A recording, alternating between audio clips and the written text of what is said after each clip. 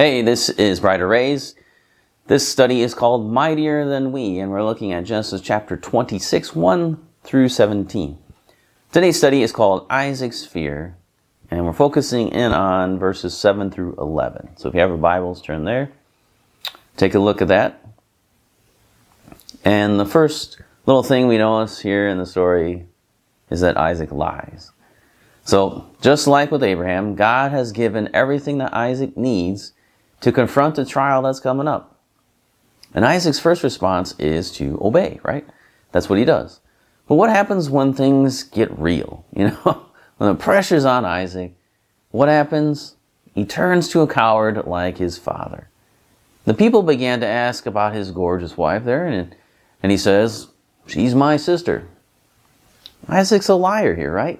He is related to her, but definitely not as, he's not like the half-sister like Abraham and Sarah were saying, It's somewhat true, but not quite true.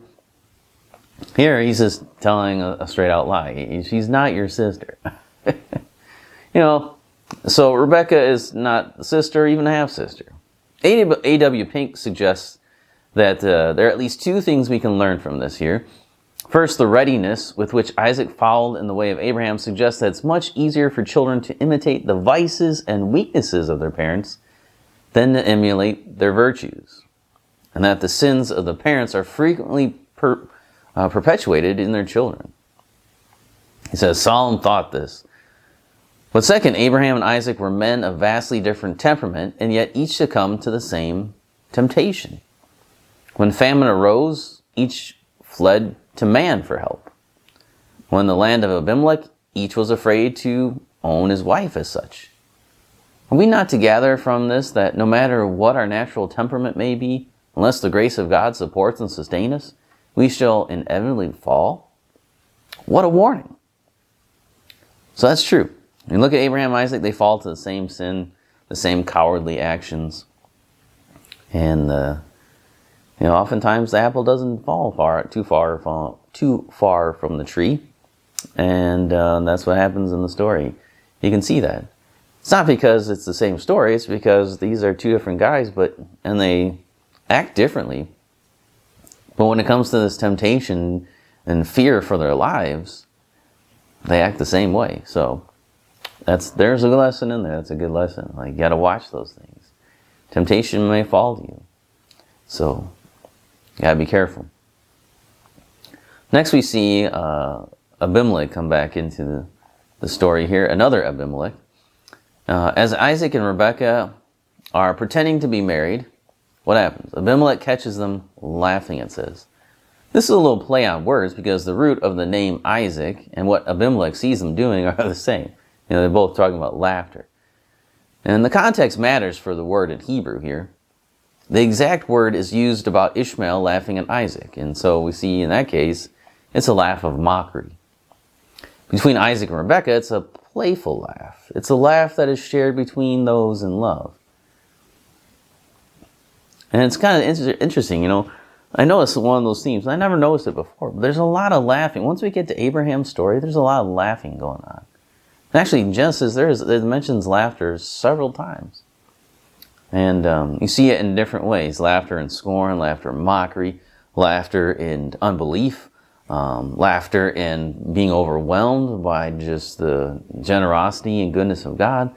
And there's laughter here of, between a husband and a wife who are in love. So you have that kind of thing. Some suggest that the laughter might have been it was a little bit more than just laughter.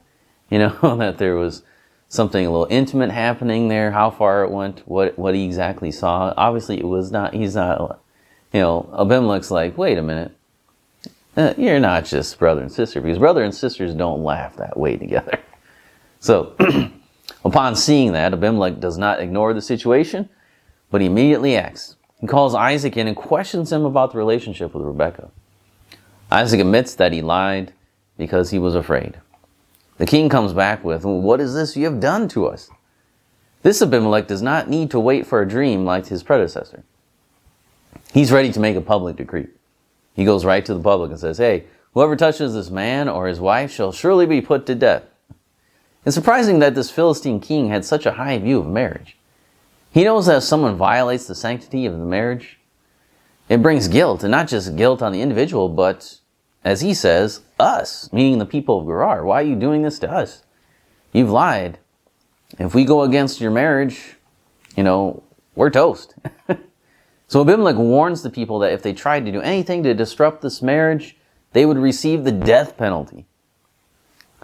Here, a man without the Bible, without scriptures, a man without really the covenant promises of God, shows more respect and honor for Genesis 2:24 than Isaac does. That's just sad, because it proves what Paul says in Romans 2:15, that the work of the law was written on Abimelech's heart, while his conscience was also bearing witness, and his thoughts had excused him from this sin.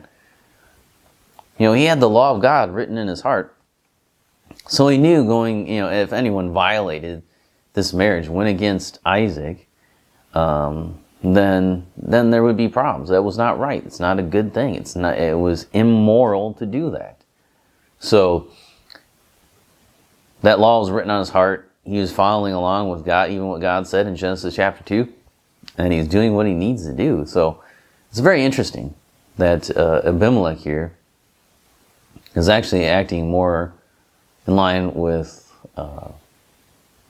God than Isaac is, but that happens sometimes. So Abimelech does the right thing. He protects Isaac and Rebekah, threatens the death penalty, and so Isaac's safe. He's good. He can live in the land without fear that someone would come against him.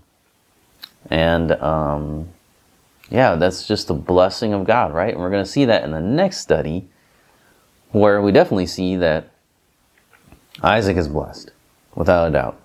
And even Abimelech later on recognizes that too. So come back next time, we'll look at the blessing and envy in verses 12 through 17.